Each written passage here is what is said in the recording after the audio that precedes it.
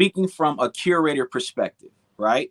Yep. If I'm bringing someone in as a featured artist, then I want to make sure that my audience is going to have an amazing experience Mm-hmm. dealing with or listening to this particular artist. Got it. I know what this artist is going to bring. This artist is seasoned. This artist is a performance artist. Their material hits every time. They have a wide variety of material, and they know how to connect. Yeah. Now, what we created was the spotlight artist position, right? Okay. So what that says is this: okay, you've been here every week, and I've heard this poem, I've heard this poem, I've heard this poem, I've heard this poem, I've heard this poem. This is what I'm gonna do for you.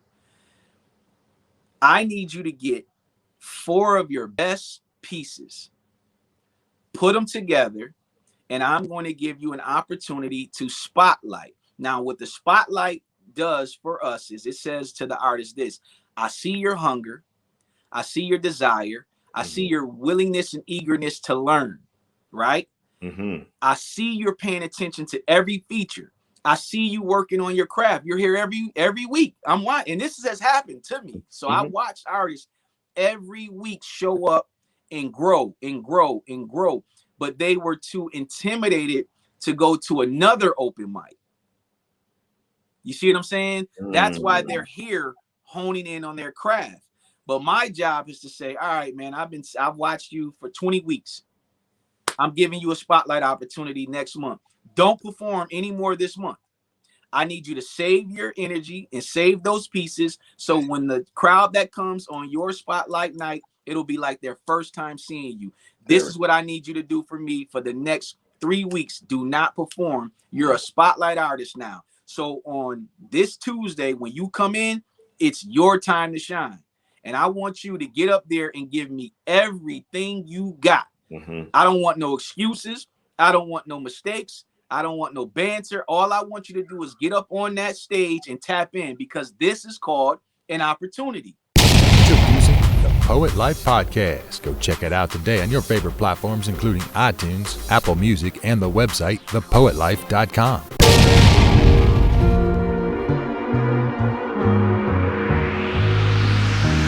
Find a way, find a way. Hey, I am Christoph Jenkins of the Poet Life and the Poet Life Podcast. And man, I'm excited this evening. I'm excited to have Mr. Luciano Jeff Johnson, man. Thank you so much for being a guest on the podcast. I appreciate you, brother. Yes, sir. Appreciate you as well. Yes, indeed. Yes, indeed. Listen, folks, we've already been talking already, and I'm already excited because I had to cut our conversation prior to clicking record short so we can get all of this information onto the podcast. And we're starting, man. We're starting. I wanted to ask you, Jeff, I wanted to ask you, Mr. Luciano, man, there's so many ways we can take this, you know?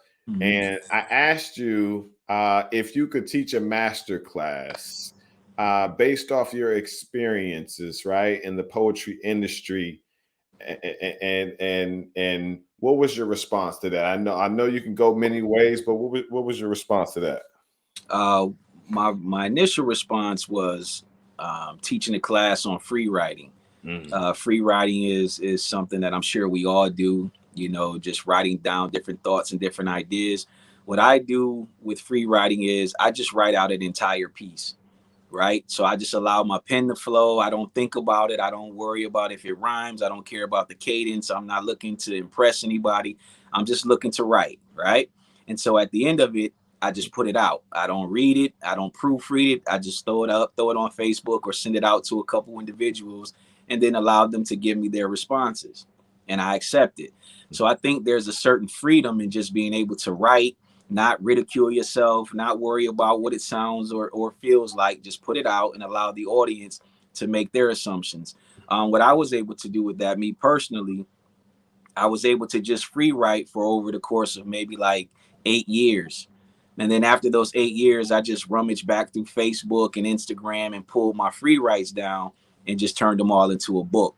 You dig? So after that book came out and I got it into the hands of, well over 200 people, they start hitting me, telling me like, you know, how the book has changed their thinking and how the book has inspired them and different things like that.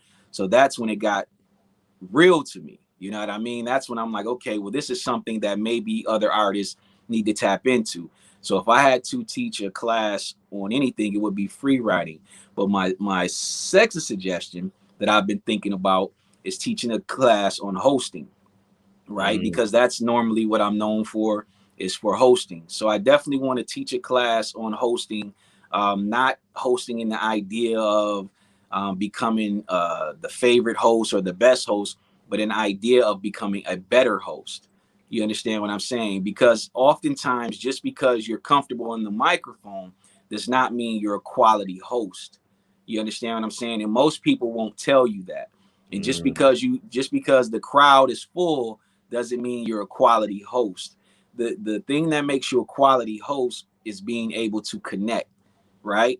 And being able to connect is a serious thing, because sometimes you got to play the background as the host in order to connect. And some people feel like if you're the host, you're supposed to be out front. So my ideal class would be a master class in teaching hosts to actually connect to the audience. That's good. That's good. Okay. All right. All right. That's good stuff. Where did you, or when did you start writing?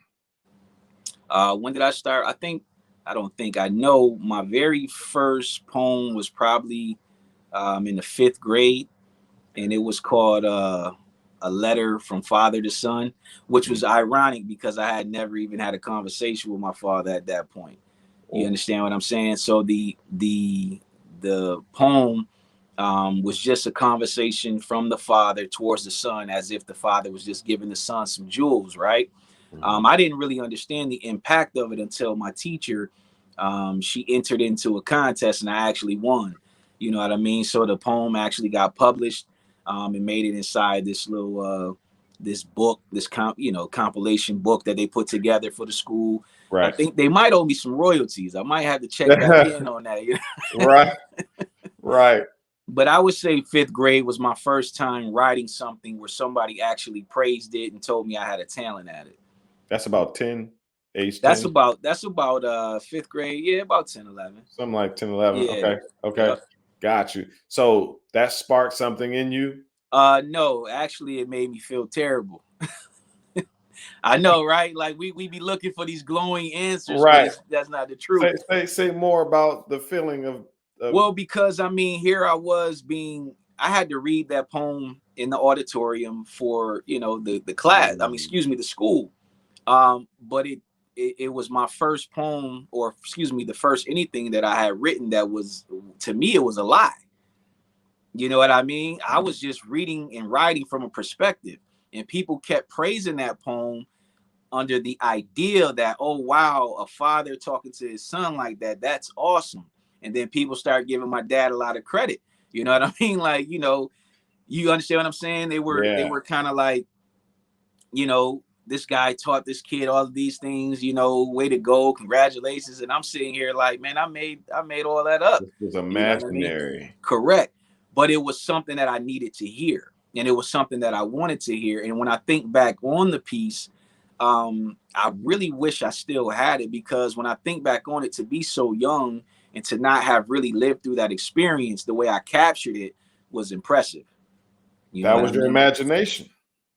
It was my imagination, but I think it was even deeper than that, because it was a longing. Like, I've had conversations with my father prior to really having conversations with my father, because I always wanted to be prepared to have these conversations. You know what I mean? So as a young man growing up, you're kind of practicing for the day your pops shows up, so you can have some dialogue or something to say. You dig what I'm saying? So that's just how my mind was operating in that space. But I would say maybe around like 7th or 8th grade, when I start writing poems for young ladies, is when it sparked. Oh, that's when a spark happened. You understand what I'm saying? Yeah. Yeah. That's when I was like, oh yeah, I got to get my pen out, because that's when the young ladies were kind of digging the poetry, and if you could write, you could stand alone on that. So once I started finding that out, then it was a no-brainer. Then I just started writing, like, you know, I started getting into my love poems, Yeah. you know, start getting into my erotic pieces. You couldn't tell me nothing after that. That makes sense, man. It's time to create an unforgettable experience at your next event with The Poet Life by booking a keynote poet. Poets excite your audience with motivating messages, charismatic delivery, colorful rhythm, powerful prose, and heart-filled stories with a style of spoken word that's tailored specifically to your event. The Poet Life has keynote poets in your city of all ages and backgrounds. Visit thepoetlife.com to learn more and book your poet today. I was writing first grade, similar to your story. Our teacher actually gave us the assignment to create a poetry book. Like not just write one, but to create one, as in the binding and everything, you know. And from there, I was like, yo, this is something else, because I was a self-proclaimed introvert at the time in that season, you know, and I wasn't doing a whole lot of talking about feelings and stuff like that. But when I got the opportunity to write, I was like, like there was no judgment, you know. I didn't have to sit there and talk to somebody, you know, and feel weird or awkward, you know. And so from there, man, I started to write. I don't know what my first one was, but I think I shared it for one of the holidays or somebody's birthday or something like that. And from there, like, I've been asked to write a poem for funerals, weddings, all of that at a young age, you know? And so it's so interesting how writing can like release and like save you from harboring so many feelings. See, now that's interesting that you say that, because one, that's all facts. Yeah. What's interesting, what happened to me was, what I didn't understand is that writing could be graded, right? So when I got into the spirit of writing, I was feeling good, but I'll never forget when I handed in a piece to my English teacher, and I mean, she went through that thing like with red everything, you It was know, red. bleeding.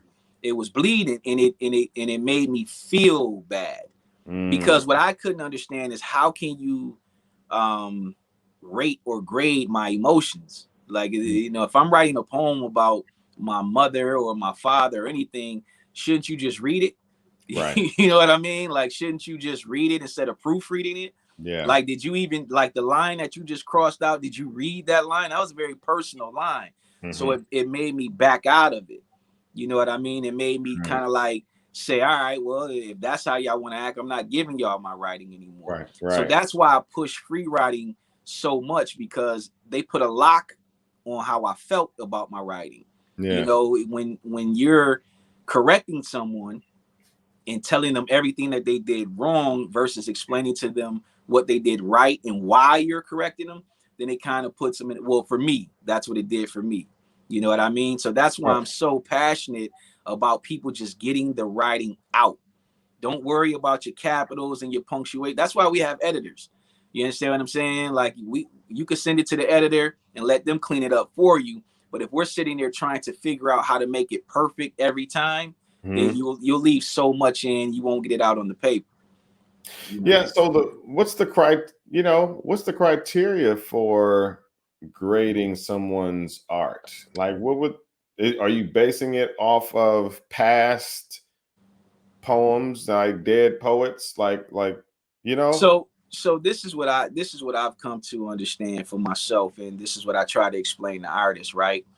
The beauty of art is that it's subjective. I can feel how I want to feel about it. You may read something and get something out of it that I didn't get out of it.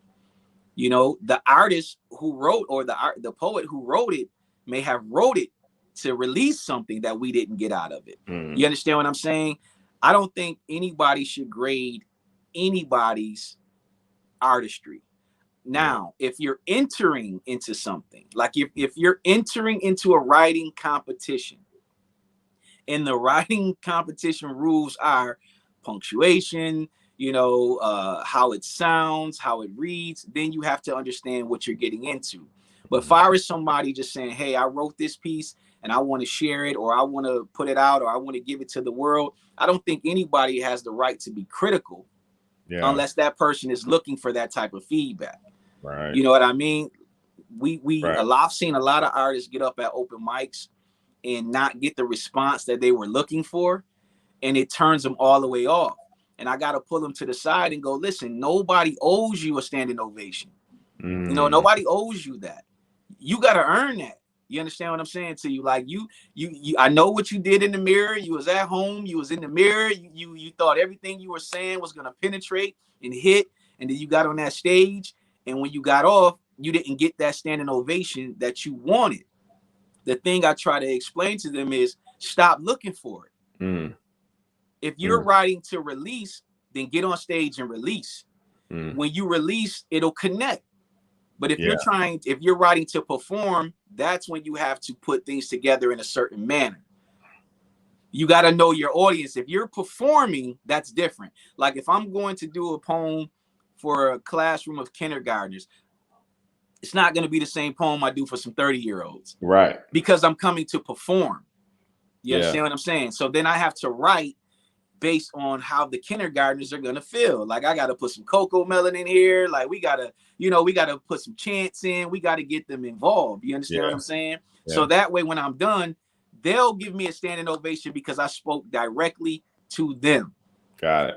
But when you are on an open mic forum and you're looking for validation and it doesn't come, sometimes a lot of artists can be discouraged by that. So I try to encourage them like, yo, stop looking for validation and just look for the release.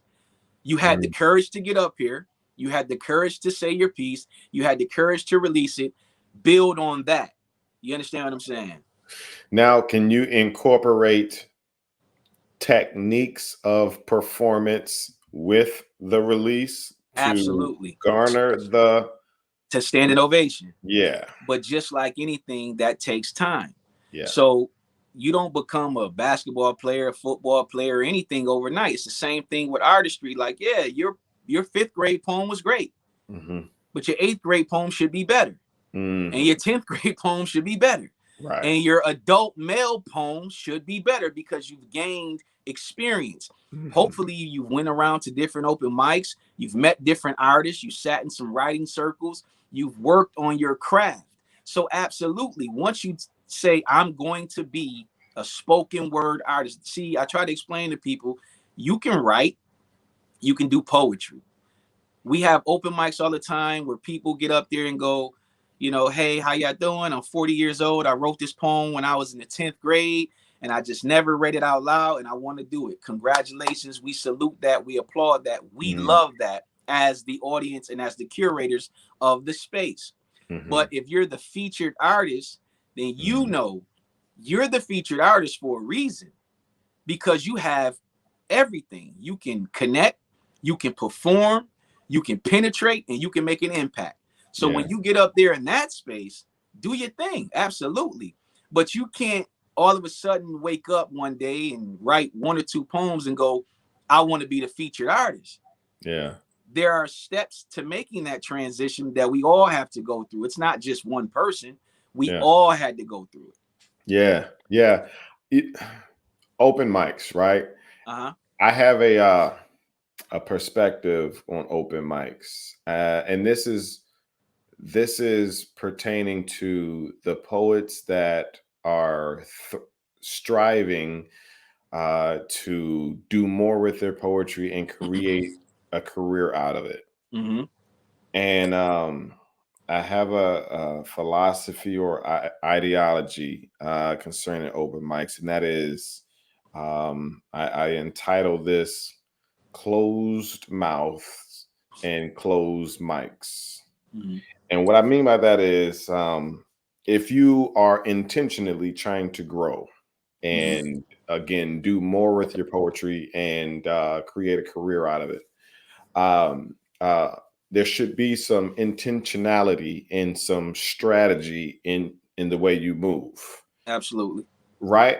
And so as it relates to closed mouths, I mean, let's get out of the I'm going to and I'm about to, Mm-hmm. right? And let's stop talking about what we want to do, and And let's get to it. actually close our mouths, Mm-hmm. put our heads down, and get to work. Mm-hmm. And then we show what we're doing or what we've done, Correct. right? Mm-hmm. And so it, for me, it is so key for poets, again, that are looking to do more with their poetry and create a career out of it, to utilize open mics strategically and not just go to go. So I agree with that. Okay. I do agree with that. I will say this, right? So, and that's a great way to put that. Mm-hmm. So it would be equivalent to a young man who's chasing a basketball career, right? Mm-hmm. At Right. some point, you got to stop going to open gyms. You have to go to gyms with the level of competition that you want to be at or Mm-hmm. aligned with. Mm-hmm. When you go to these different types of gyms, then you learn different moves and you can work on your game, and you could be comfortable with not being the best person in the space, Mm-hmm. but be comfortable with everything that you learn. So to your point, if you're a artist who wants to grow in your artistry, who wants to Mm-hmm. grow in the community, right? Yep. You have the thought process to say, listen, I want to be a featured artist, then I agree with going to open mics that are going to tap into your spirit and allow you to get better. Yeah. I challenge artists to do this as well. Sometimes I say, listen, man, go to an open mic and just watch. Yeah. Maybe don't get up that night. Maybe just watch. Maybe just see the audience from a different perspective. Maybe see the feature from a different perspective. Maybe hear something from a different perspective. Don't go so eager to sign up to perform. Mm-hmm. Sometimes you might want to just sit back and say, okay, let me take this week right here, Mm-hmm. hit 6 open mics, and just listen and pay attention and watch. Mm-hmm. Just gather some information, gather some energy, gather some feedback, and then come home and put your strategy and plan in place. There you go. So I do agree with that. But I will challenge artists to as well, any artists that are struggling with even just getting to the open mic and getting on stage. Mm-hmm. At some point, you just got to do it. You understand what I'm saying? Like, by the time the artist gets to the space that you're talking about, that's the artist that's made up in their mind, I want to do more with my artistry. Mm-hmm. When they get to that point, that boot camp regiment you're speaking of is when they should settle down Mm-hmm. and take the Poet Life masterclass on Mm-hmm. that. Mm-hmm. Because what you're speaking about is the next level. Yes. And oftentimes people, not just artists, but people want to just jump to the next level. Yep. Like that sense of entitlement of I can do it just gets up in our spirit, and we just feel like we want to jump to the next level. Yeah. And then when you don't receive the accolades or the ovations or the applause that you feel like you should receive, Mm-hmm. then it can break you back down. So Mm-hmm. I love the strategy. What you're saying is, listen, if this is your thought process, Yeah. move strategically in it. Yep. Preparation. I like that. Yeah, that's a good. That you got a master class on that? Man, do we? Listen. It's because it's two things about the closed mouth. We're doing a lot of talking and not a lot of doing, right? And it's like so I have 3 daughters, right? 7, 5, and 4. And so right in school they do show and tell. And when we get out of grade school, we forget about show and tell. Mm-hmm. Watch what show and tell is. It's show first, Mm-hmm. then it's tell. You show what you're doing and what you've done, and then you can tell, you can explain what that thing is that you're doing and what you've done, and give instructions similar to what this podcast is for. Like you're breaking down what you're doing and what you've done but you've already done it already. So you've shown your work.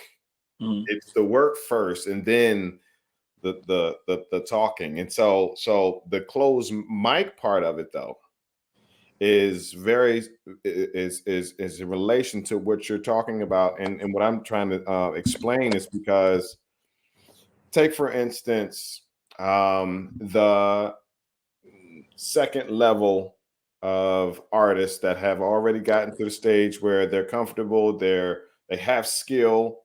But if you're going to the same open mic every week and you want to feature, respond to this. Would you feature that person that's always there and they're sharing all of their art? Because the question is, why would you feature them and they've already shared all of their art each week? So, great question. So what I did was, so to answer your question, it's a two-part question, right? Okay. Would I feature them? Yes, in time. Okay. In time, I will feature them. Okay. Why in time? Well, so the beauty of having a feature is what you're doing is you're saying that this artist is a seasoned artist, and I know that my audience. So okay, speaking from a curator perspective, right? Yep. If I'm bringing someone in as a featured artist, then I want to make sure that my audience is going to have an amazing experience dealing with or listening to this particular artist. Got it. I know what this artist is going to bring. This artist is seasoned. This artist is a performance artist. Their material hits every time. They have a wide variety of material, and they know how to connect. Yeah. Now, what we created was the spotlight artist position, right? Okay. So what that says is this: okay, you've been here every week, and I've heard this poem, I've heard this poem, I've heard this poem, I've heard this poem, I've heard this poem. This is what I'm gonna do for you. I need you to get 4 of your best pieces, put them together, and I'm going to give you an opportunity to spotlight. Now, what the spotlight does for us is it says to the artist this: I see your hunger, I see your desire, I see your willingness and eagerness to learn, right? I see you're paying attention to every feature. I see you working on your craft. You're here every week. I'm watching, and this has happened to me. So I watch artists every week show up and grow and grow and grow, but they were too intimidated to go to another open mic. You see what I'm saying? That's why they're here honing in on their craft. But my job is to say, all right, man, I've watched you for 20 weeks. I'm giving you a spotlight opportunity next month. Don't perform anymore this month. I need you to save your energy and save those pieces. So when the crowd that comes on your spotlight night, it'll be like their first time seeing you. This is what I need you to do for me for the next 3 weeks. Do not perform. You're a spotlight artist now. So on this Tuesday, when you come in, it's your time to shine. And I want you to get up there and give me everything you got. I don't want no excuses. I don't want no mistakes. I don't want no banter. All I want you to do is get up on that stage and tap in, because this is called an opportunity. You see what I'm saying? And we speak and we sit down and we go to breakfast and we go to lunch and we encourage and we push. And I tell them, listen, when you get up there, I need you to black out, because I don't got time for you to be talking about what you're thinking about. I need you to know that this space is comfortable enough for you to be the greatest portion of yourself. And so what I've seen in that space is I've watched spotlight artists who spotlighted at our spot for the very first time. They are featured artists across the country right now. I'm talking kicking behind and taking names. You understand what I'm saying? So to answer your question, I don't mind encouraging anybody, but you got to want it for yourself, and you got to be willing to do this. If you're not willing to listen, then you're not willing to learn. You understand? I'm not trying to change your writing style, but Yeah. listen, let me explain it to you like this. If you want more, you got to do more.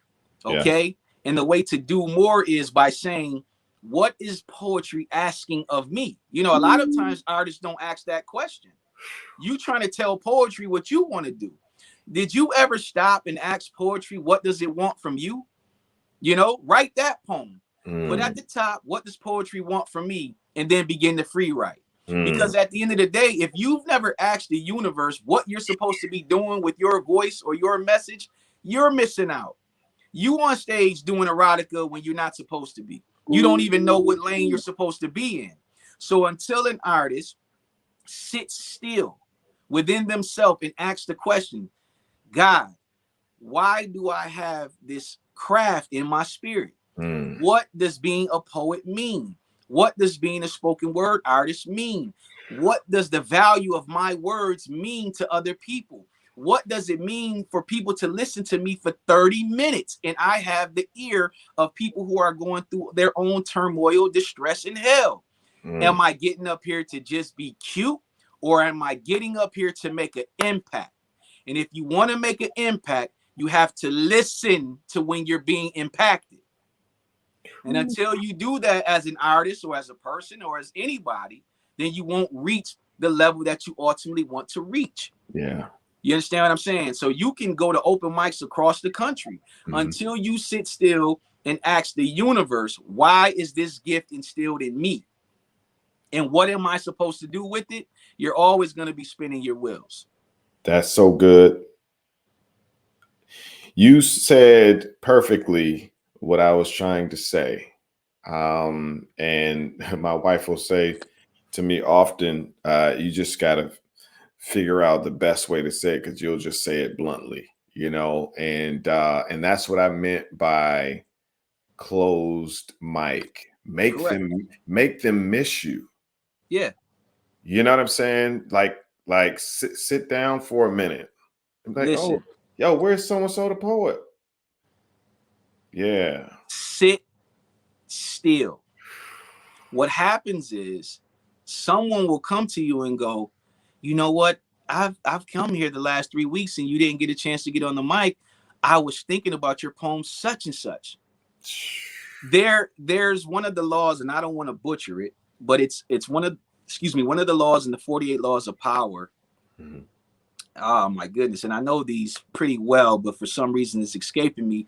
But basically is what it says is absence is a good thing. And I can't quote it, but it's one of the laws of the 48 laws of power. So check it out. You know, it's a book by Robert L. Greene. And what it's saying is sometimes it is good to be missed. But the thing about it is, while you're being missed, it's not being missed in arrogance. It's being missed in learning and working on your craft. So when you do resurface, you can be a new artist. And this is what we used to do with our artists at Spirits and Lyrics. Listen, that poem you did, do you want the truth or do you want me to tell you what you want to hear? This is what I used to ask you. Do you want the truth or do you want me to tell you what you want to hear? And they would say, give me the truth. Okay, the truth is you're not delivering that the way you think you are. You think you're going, and but I'm telling you, it's going, and Look in the mirror and don't look at your physical self in the mirror. Look in your own eyes. Do you get goosebumps when you speak? If you don't get goosebumps when you speak, why am I going to get goosebumps when you speak? If you don't feel what you're saying, why am I going to feel what you're saying? You understand what I'm saying to you? You can't convince me if you ain't convinced your damn self. You got to tap in. So what we encourage artists to do is sit still and watch the feature. So you can see why they're featuring, because they went through that phase. Trust me. And then the featured artist that I love any featured artist who talks to the spotlight artist or who talks to the open mic artist and encourage them and tell them, hey, man, I was doing that the same way, but this is what it took for me to get to this level. Now, I've been fortunate enough to honestly say that most artists that I've spoken to have all listened. I've been fortunate in that regard. Like all the artists that came up under the Spirits and Lyrics umbrella, they all listened. We've been fortunate enough to sit and have true conversations, real conversations. I'm talking about, I sit on the phone with artists till 2 and 3 o'clock in the morning. And we're not talking about just poetry. We're talking about why you trying to fool yourself that you want to be a poet, right? You fooling yourself because you don't want to put the real work in. You came and you watched 13 in Nazareth, but he didn't wake up like that. He had life experiences that made him this way. Do you think 13 of Nazareth became 13 in Nazareth just so? No, he done read the Bible. He done read the Quran. He done read the Torah. He done read the Quran. He done read multiple books. He done sat and took nature walks. This man done tapped into a space where when he speak, you get goosebumps because he took the time to hone in on his spirit. And there are a lot of entertaining artists where you be like, oh man, that was just entertaining. I love them too. But sometimes when you get an artist like, okay, I'll give you an example. Breeze the Poet, right? Breeze the Poet is one of those artists where if he get off the stage and you don't got goosebumps, your body was turned off. You understand what I'm saying to you? Yeah. Because when he get up on stage, he strips. He allows everything in him to be exposed. And as people, we love that. We go, wow, he did something I could never do. Be that vulnerable, be that passionate, and all with purpose and on purpose. You see what I'm saying? Yeah. But then you have artists who make you go, oh, wow. Right? Like Oroville. You listen to Oroville, you be like, oh. Yeah. Right? Yeah. Because you can, the way his dialect is, his tone. Yeah. You see what I'm saying? His style. He knows how to play into everything that he possesses. His clothes even go into it. His style, the way he spits, the way he does his poetry, the way he does the thing that he does. As a spotlight artist, you should be going, okay, well, let me see what it is about Oroville that people love. Let me see, like you, the way you do your haikus. If I want to do haikus, I should be following your page. So, like you said, close mic, make a mission, sit still, be comfortable with being quiet. Be comfortable with being quiet. There's a lot of knowledge in silence. That's why the name of my company is Silent Treatment Entertainment. That's what we do. We are quiet. We observe. We pay attention. Does this person really rock with us? Does this person really care? Is this person really an ally? Is this person a friend? Because we're not talking. We're listening to your actions, your language, your spirit, your energy. Whatever's coming off of you, I'm absorbing. And I'm smiling the entire time. You see what I'm saying? Because I don't want to over talk or speak to the point where nobody's listening, because that can happen too. Right. You can talk so much so people will turn off their ears. Oh, I heard this poem last week. Oh, this is the person I was telling you about. They're going to do the poem about their dad again. Oh, this is the artist I told you. I remember the poem. Okay, here we go. And now you're done and you want to stand ovation. Well, you just did that last week. You gotta come to the table. If you're in a relationship, you can't keep just bringing the same food to your spouse. Yeah, I made you a turkey sandwich again.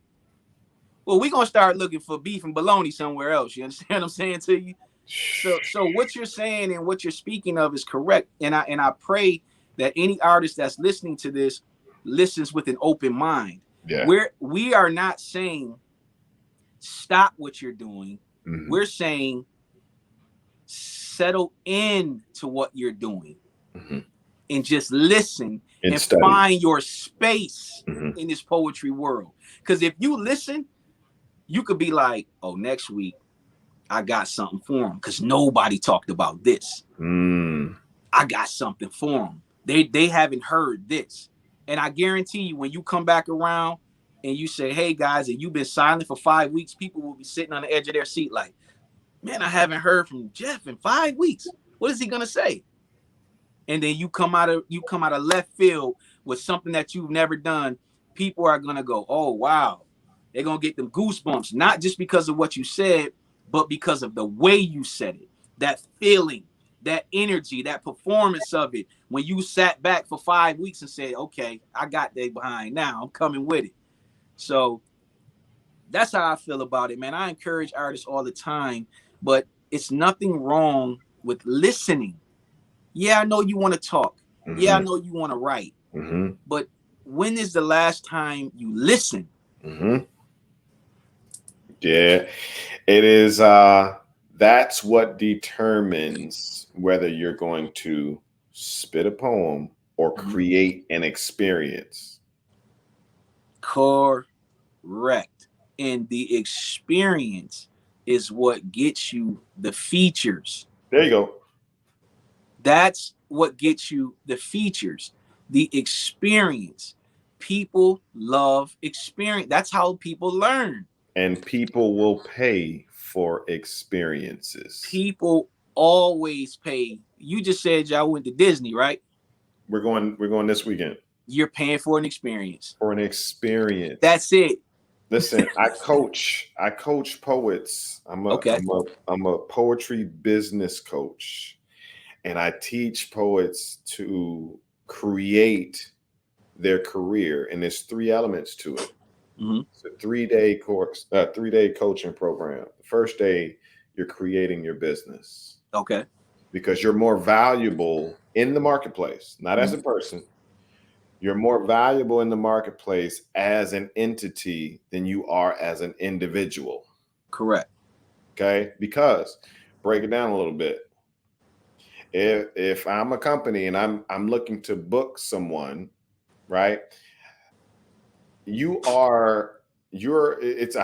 highly probable that you're going to create an experience if you've already transformed yourself into an entity. Because I know that you've invested money, you invested time, you invested effort into creating poetry as a service. But as an individual, you don't have as much overhead, I'll say. Right. And so you don't have to put all of this time, money, and interest into it. So as an entity, I'm looking at you, okay, this person has invested and took the time to actually build something that is bigger than that person. I'm going with this person. And also, as an individual, you have less overhead, as in you only have about gas probably to get to this event. But if I'm an entity, the invoice that I sent you, I pay monthly on that invoice, that application that I got to send out every time I have a gig. I have possibly an assistant. So it makes sense to me for me to pay you $300, $400, $500. But the individual, I'll cash out this person about $50. I got 50 in my cash app. They're cool. They're cool with taking cash out. They're cool with taking. I see. No, I think first of all, that's a dope class. You know what I mean? And I'm glad you mentioned it to me, because I'll be sending some artists and individuals your way. Yeah, man. I might swing over there myself and tap in, because what you're doing, so what you're doing is you're seeing people in spaces they don't even see themselves in. That's what I'm saying. So I bet during those classes you bite the inside of your cheek a lot. You know what I mean? It's one-on-one. Yeah. It's one-on-one coaching. And I bet during some of those classes you're biting the inside of your cheek, because what you're saying to a person is this is what you're saying to a person. You're trying to take an individual who's comfortable with doing a Busboys and Circuit tour and taking them to be on CBS or TNT or any cable network that they could possibly be on. You want them to see that in themselves right now. What you're saying is, hey man, you can run around and just do poetry, or you can turn it into a business and get paid for doing poetry. And the thing that people need to understand is this: There are some poets who get paid very well. And I'm not talking no 50 in the $100. I'm talking in the high thousands of dollars to write pieces for people, to write pieces for functions, to perform at private functions, to perform at public functions. And there are artists getting well in the $20,000, $30,000 range. So what you're saying to the artist that wants to be a poet, you're saying, hey, listen, let's work on your business now. So that way, when one of your poems takes off, when it starts to take you around the world, you'll be compensated for it. Yep. So I think what you're doing is magnificent, right? The thing that I ran into with that. So you have a great approach to that, right? Like your tone is tactful. You know what I mean? You're in business. So you're in business to grow the artist. I'm in business as well, but I'm not going BS you because I don't have that kind of time. You understand what I'm saying to you? This is what you need to do. I speak to the artist in the same manner, but what you're providing is the actual tutelage to get it done. See, so what you're doing is you're putting action behind your words. You said to the artist, hey man, I can tell you this 10 days a week, 30 days a month, whatever the case may be. But if you come take my class, I can show you. And that's the beauty of what you're doing. You're saying, I'm done talking. Let me show you. See how we talked about that show and tell deal? That's where you are. You're like, hey, let me show you that I can grow your business. So everything you just said made perfect sense to me because I'm a brand builder and that's how I operate. So teaching an artist to turn themselves into an entity will garner them more money. Correct. You're 1,000% correct on that because like you said, when I send you this invoice and it says $350 and you're going, why? And then you turn on my social media or you look me up and you see I got things going, I got people working, I got things operating. You'll say, okay, that $350 sounds good to me. So yeah, I respect that. That's a dope class, bro. Yeah, man, that's it. That's the thing. You know, it is. Take for instance a poet with a poetry book, right? Individual. So a book is a product. Correct. Individuals don't have products. Expound on that a little bit. Businesses do. I got it. I like it. I keep it real simple for even a fifth grader to understand. I try to at least. When I start with the first part, they're like, okay, what are you saying? Okay, individuals don't have products. Businesses have products. So you're trying to operate and do things that businesses do without creating the structure of a business. You're cheating yourself. Correct. You're cheating yourself. You are cheating yourself. But this is the beauty of what you're doing. The beauty of what you're doing is you're somebody who's saying, let me show you how to stop cheating yourself. Yes. But at the same time, I'm not going to cheat you either. Nope. See what I'm saying? So here's the flip to that. There are a lot of people out here like, let me show you what to do. And they roping you in. You know, I done had an artist bring I'm like, man, listen, I had an artist one time bring me a contract that they were thinking about signing with an individual. And I read it and they were like, yeah, I'm really, and I was like, listen, I don't think you should, you know, I don't think that. I said, I don't even understand everything that's happening in there. I said, but it sounds to me like this person is saying that they want the rights to all your works. I said, you got to read all of this. This is jarring. This is BS. Yeah. And they continue to hem and hide. So I just ripped it up. You understand? If he wanted back, tell him to come get it. You understand what I'm saying? Like, that's how we going to play. I'm not about to keep talking to you about it. I done gave you my advice. I done told you what you should do. It seems to me like if I let you leave here with this paper, you're going to do something foolish. So I'm going to rip it up. If the individual who wants you to sign it got an issue with it, we here every Tuesday. You understand what I'm saying to you? Tell them to come pull up. Let's, come talk. Come have a show. And I could tell that person to their face what you're trying to do to this young artist is criminal. What you're suggesting is, Mhm. and this is beautiful, bro. I want to be very clear on what I'm saying. If this is what you're presenting to artists is major, Mhm. you understand? Mhm. But you actually have the avenue for them to go down. A lot of people present it, but the avenue got speed bumps and traps and dead ends. What you're saying is, I'm going to teach you how to become a business. Mhm. That's beautiful, Mhm. because there are so many artists out here who deserve to have their business in order. What? And I'm talking Amazing about, artists. bro, But phenomenal. that's not enough. Because at that point, you're spitting poems perfectly though. Right.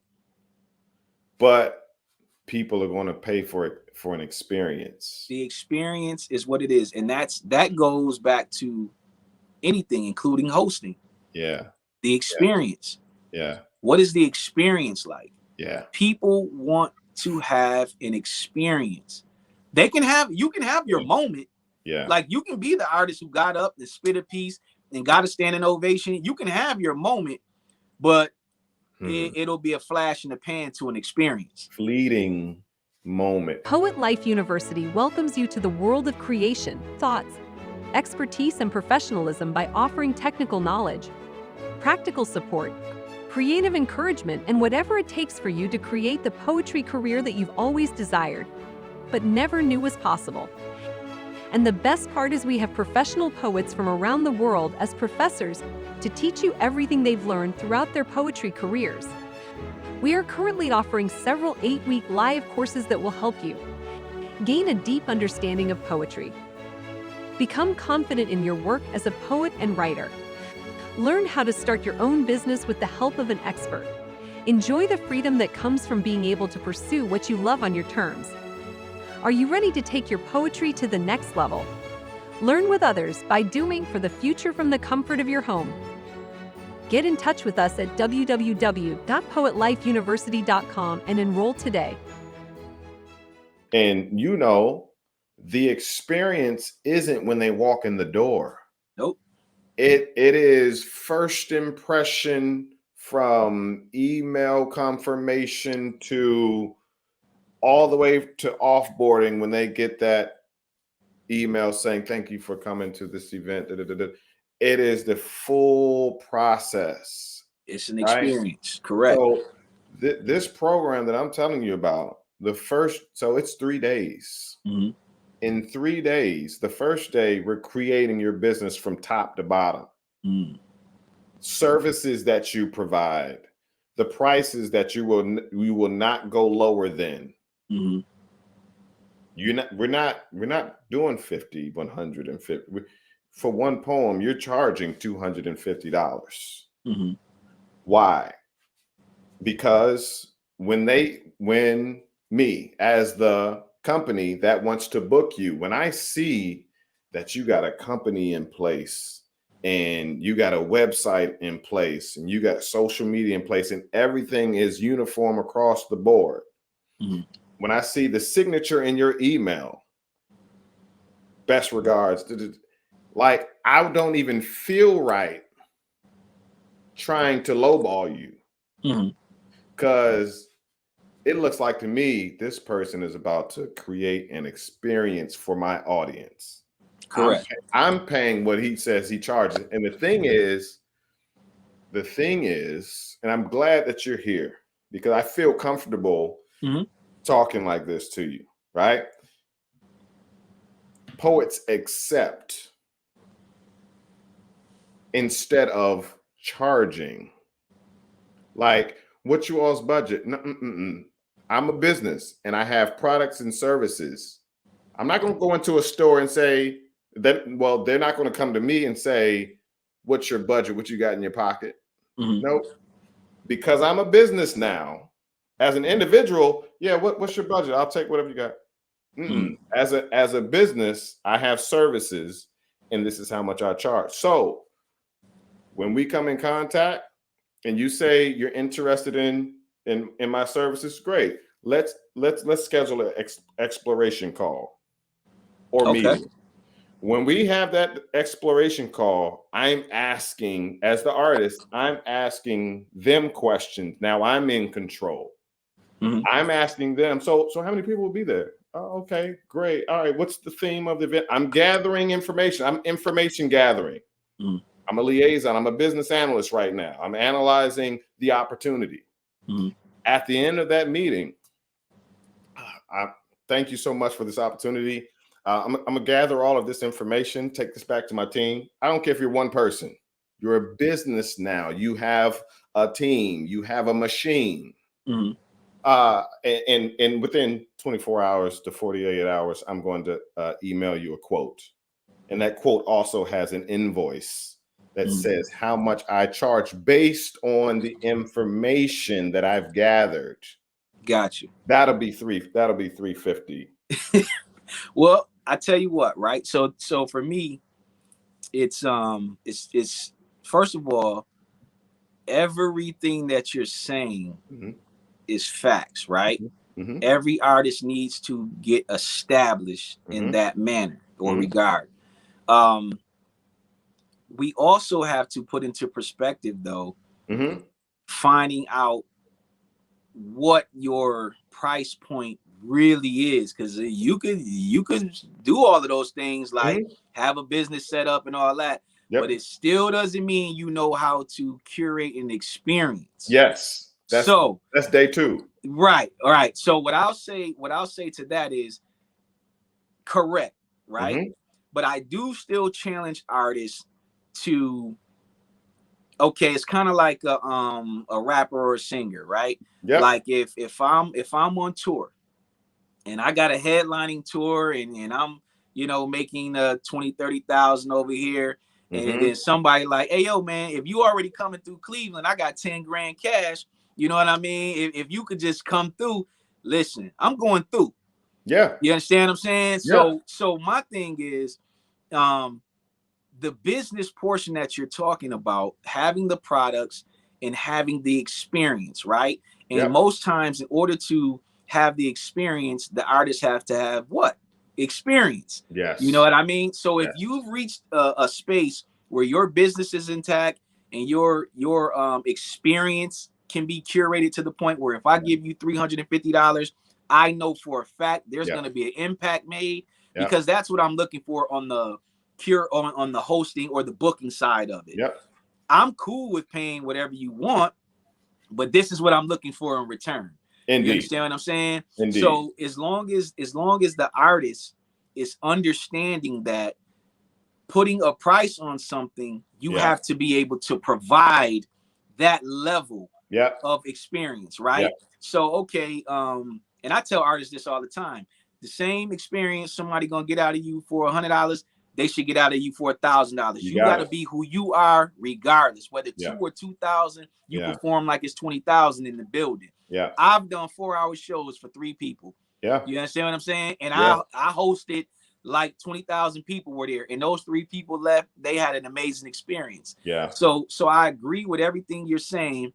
And like you said, on day two, if you're teaching them how to create an experience, Yep. as long as, and I do know you're being honest with them Yeah. about what they can provide, Yeah. but as long as they understand that when you put that invoice together and you Mhm. say $350, you can't get up there with no $50 experience. Right. Right. So that it's already established. I should have said that. It's already Okay. Got established it. that the company that's interested in them knows they got the goods. Got it. Yes. Yes. Got it. Got it. Because in their press kit and all of that, they have the links to their previous performances. And yes, thank you for What you're saying. saying is when they come knocking, Yes. be ready to receive Yep. and receive at a high level. There you go. I respect it 1,000%. But I'm glad that you said when they come knocking. And that's the other part that we got to work on in this industry. Let's stop waiting until they come knocking. Mhm. Let's start going out and pitching ourselves, because that's what businesses do. Correct. You see what I'm saying? And because we're wondering why we're not getting, booked like that, that's because we're waiting. Correct. You can go to Eventbrite right now and click browse events. Scroll through those, evaluate the inventory of poems that you have. Oh, this would be perfect for this event. Let me hit them up real quick. Right. Email, or even whatever the contact information is there. Listen, I see that you have an event coming up. Check this out. I have the perfect poem for this event. I can intro or outro or even the intermission, but this would be perfect to enhance your event or add value to your event. Dude, you'll have performances on your calendar filled up for the rest of the month. So let me ask you a question. So if I'm the person in charge of this event, right? Yep. And you reach out to me and say, hey, I noticed that you guys are having a Black History Month event. I'm a poet. I have a great piece, and I would love to come perform it at your event. Now, as the curator, am I then obligated to pay you? No, So you're not obligated to do anything. So here's the thing. So what you're saying is you're teaching artists to get on bigger platforms, to get their work out, to get their message out, to get their business out, and get their brand even bigger. Indeed. I encourage that, and I like that thought process on a bigger platform, right? Because what I tell artists to do as well, I'm like, listen, sometimes, you got to know when to, like I've never been the person to talk to an artist and be like, yeah, you can come perform at our show for an opportunity to sell merch, or, we always got to compensate. If you're going to perform, that's how I feel. You know what I mean? I don't believe, because what if no one shows up that night? You know what I mean? Like, what if you come with 100 CDs and only 3 people show up? I still think we should be putting something in your tank and putting something in the envelope so you could put it in your pocket. But everybody doesn't feel that way. But I do like the fact that when reaching out to those bigger companies, if you can also say, hey, I'm more than willing to come perform this piece, is there an opportunity to sell merch? See what I'm saying? And if they say no inside the space, well, that don't stop you from standing outside the space with your merch. So I agree with all of that, and that was dope. The looking through Eventbrite, that was some fly stuff right there, because a lot of people don't even know that handle, and that was a fly little nugget right there. And I think that needs to be pushed and promoted. Maybe not necessarily open, because people should have to come see you about that nugget. That's a jewel right there. A lot of people don't even know you can do that. But it is there's so many elements to this thing. It's so key to invest in yourself. That's the, listen, you said it earlier, and I try to explain this to everybody, is you never know who's in the audience. You never know. You have no idea who you're performing for. You don't know who walked through those doors that could be planning a wedding, that could be planning a graduation, that could be planning a function, that could be an executive for some type of organization that needs your talents. You got to be on every time you get on that stage. You have to show that you've invested in yourself, and not just in the way your merchandise looks or the way your appearance is, but in the way you conduct your experience.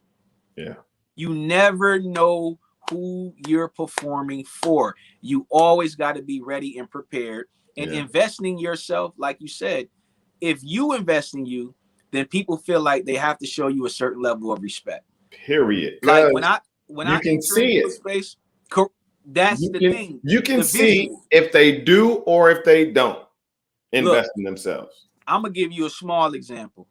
You ever got in somebody's car and it was trash and junk all over the place, and you be like, dog, I don't even know how you drive in here. You know what I mean? But you ever got in somebody's vehicle and it smelled good, it was clean? Listen, you get in my car, it's an experience. That's what it is. It's an experience. My carpet clean, my ashtrays clean, my dashboard clean, my music sound better, it smell good in here. So you know what that's telling you? Don't get in my car and act up.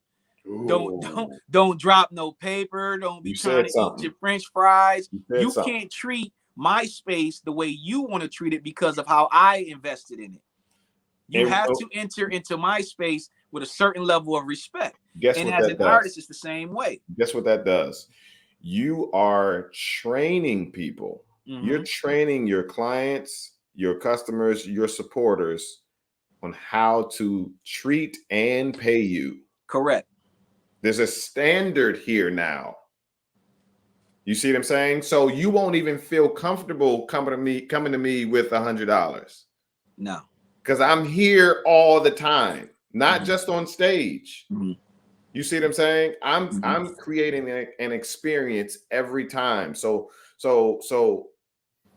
you never seen $50 on an invoice.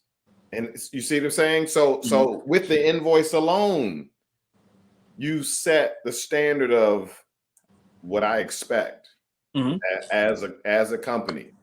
Correct. You know what I'm saying? So you're training people on how to treat you and pay you. You're training them on how to treat you and pay you, and you're training yourself on how to brand and build your business. But here's the side of it that we got to be honest with artists about. Yeah. Even in that approach, sometimes you're gonna be hungry. Yes. Because guess what? Everybody don't know your worth. So that 350 gonna get rejected sometime. Sometimes it's gonna come back. You have to be okay. But see, so this is what I explain, right? I think when it comes to, especially like with travel and things like that, like if somebody wants you to come to California and all that, if it's gonna cost you more than it's gonna cost them, it's probably not worth it. You understand what I'm saying? But if you live in the DMV, right, where it's open mics going up, you can run through the DMV and make a substantial, decent, living as an artist in that hub. Just in that DMV hub, if you're willing to curate, if you're willing to host, if you're willing to headline, if you're willing to spotlight, if you're willing to get your artistry out there, you can make a substantial living. But I do understand the fact that when you feel like you and your business have reached a specific level and you're going for it, you got to stay there and go for it.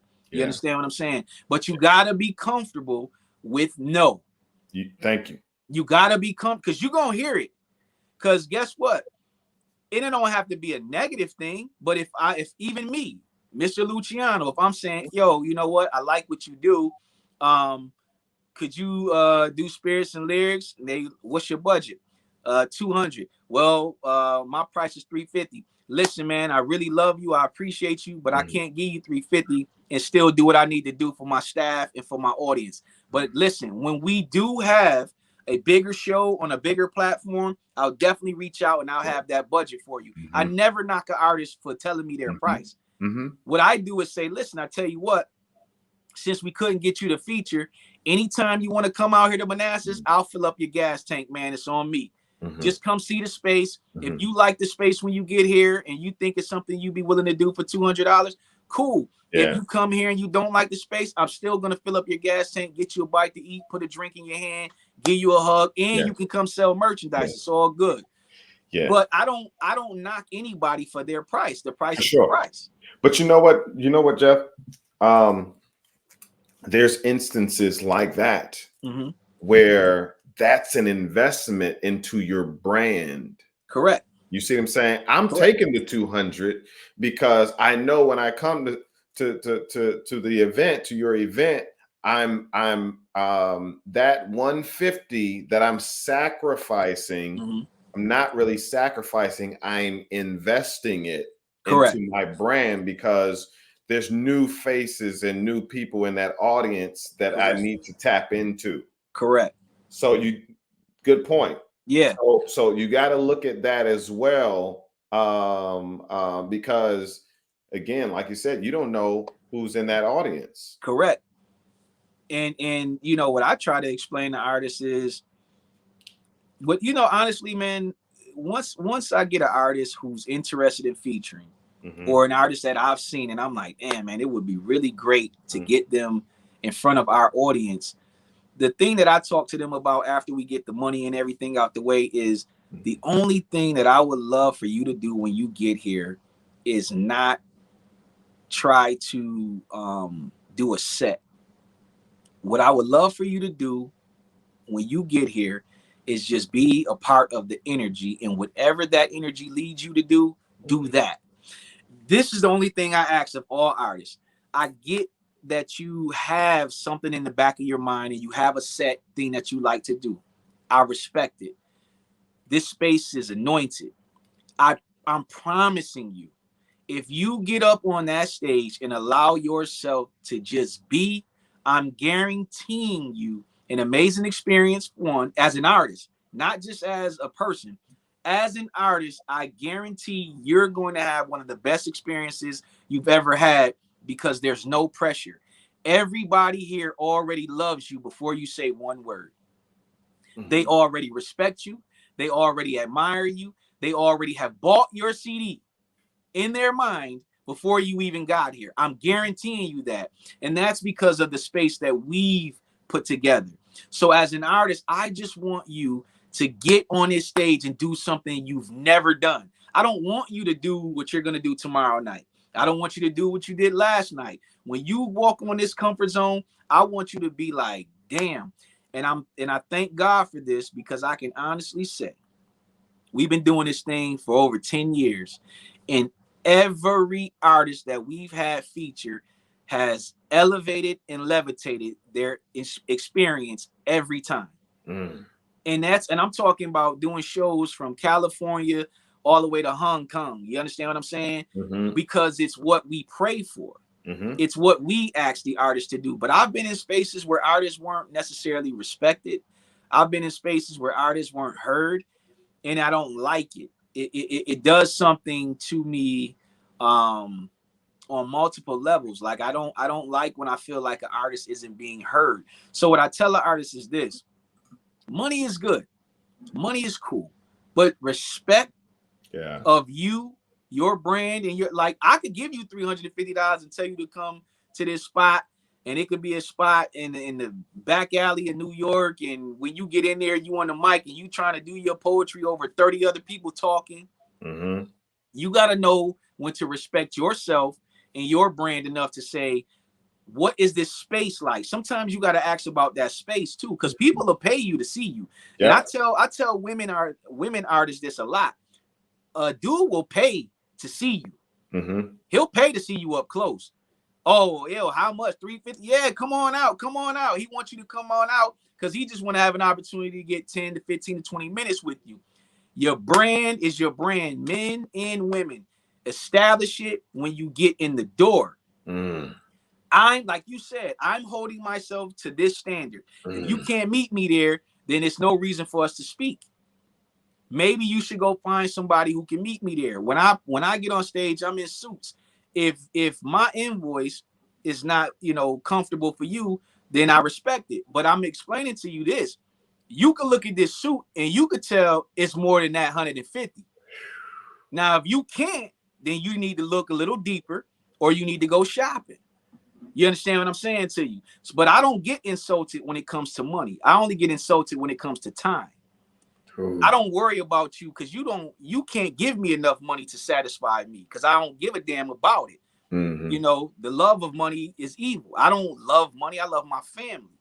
If you waste my time is where we're going to have a problem, because now I could have been with my daughter, with my son, with my wife, hanging out, spending a couple hours with them. But you got me here thinking you got me here under the guidelines of money and wasted my time. And this is where we got to get established as artists. Don't waste my time. Yeah, you can fill the invoice out, but when I get there, don't waste my time. Meaning there's no reason to be disrespectful. There's no reason to put me in a space where I'm uncomfortable. And I think more artists need to do this. If somebody is booking you, go online and look their show up. What kind of host are you about to deal with? It's some hosts who don't give a damn about you. They'll pay you, get you there, and when you get off stage, they'll be talking about your outfit. Man, that brother's a real poet. He got up here with the dreads and his pants, and that's uncomfortable.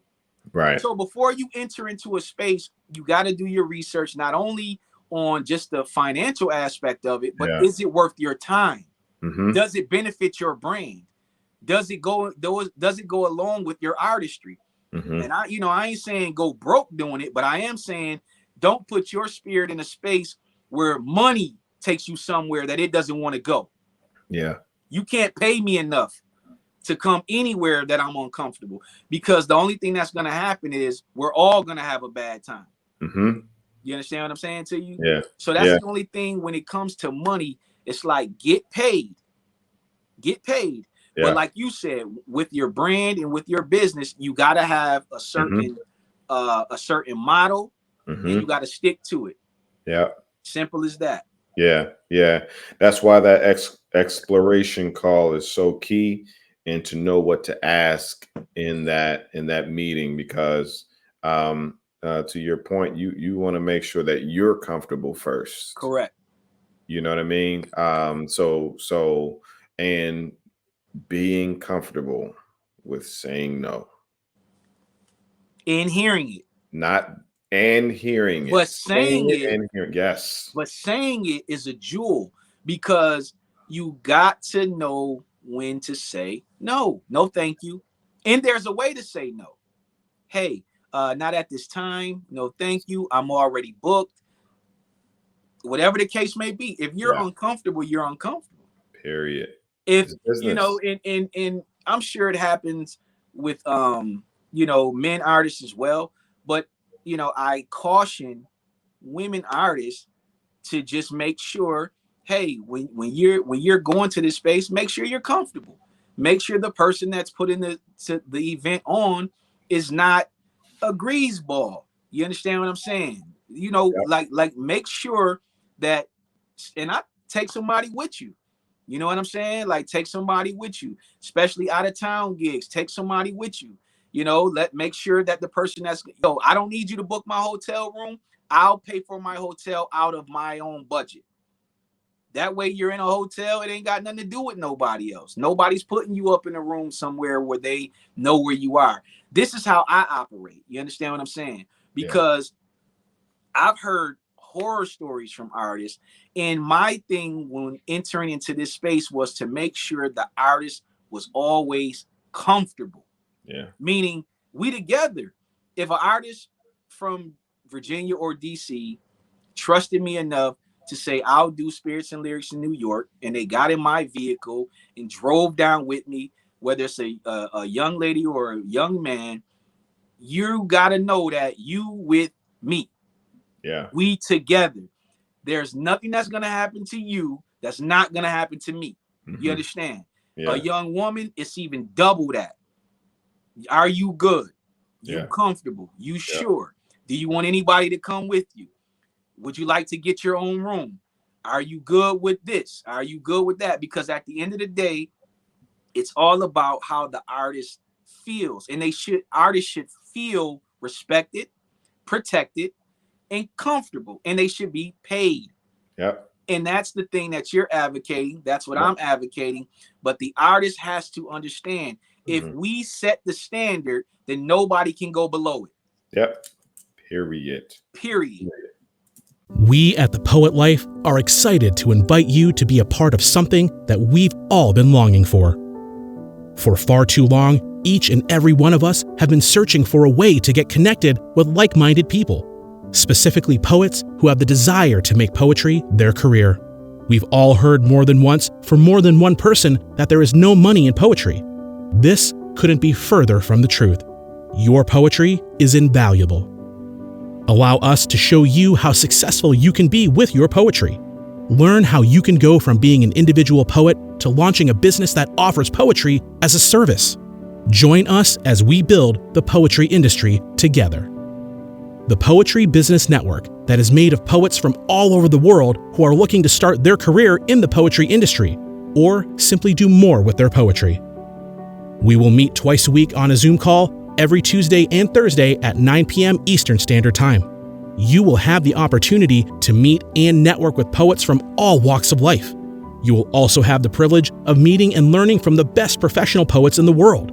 Many of them have been guests on the Poet Life podcast. We have also incorporated a book club where we read personal development books to help us change our mindset. In order for us to realize our greatness as professional poets, we must renew our minds. So, for just $1, you can check out the Poetry Business Network to see if you like it. We are confident that you will. If you choose to become a member after the first week, membership will be $79 a month. But if for whatever reason you don't, you can cancel at any time. There is no obligation. So, make the investment of just $1 and change the way you see and pursue poetry. We hope you become a part of the Poetry Business Network. Together, we can build the poetry industry. We also discuss a writer, as in the document that explains what I'm looking for when I get there, or even prior to me getting there. Is there a green room? Is there water?